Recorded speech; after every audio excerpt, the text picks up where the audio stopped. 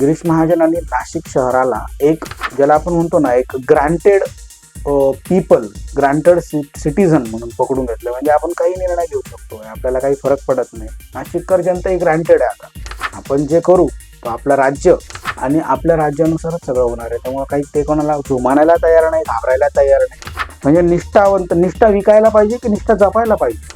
24 तास, अक्षरशः 24 तास होत नाहीत, फक्त रात्र जाते. रात्री आपण जे काही झोपतो, सकाळी उठतो.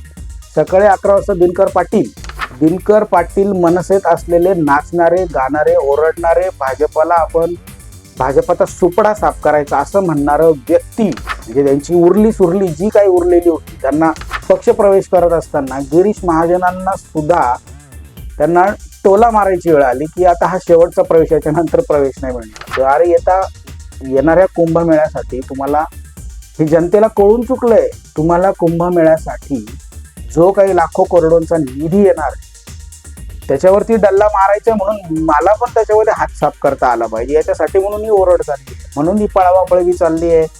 म्हणून एकनिष्ठ असलेले विनायक पांडे, एक साधा शाखा प्रमुख असलेला व्यक्ती, कार्यकर्ता, बाल शिवसैनिक होते ते. त्या व्यक्तीनं सुद्धा, म्हणजे काल युती होते, आज उद्धव ठाकरे आणि राज ठाकरे, आणि दुसऱ्या दिवशी तो व्यक्ती सुद्धा भाजपामध्ये निघून जातो.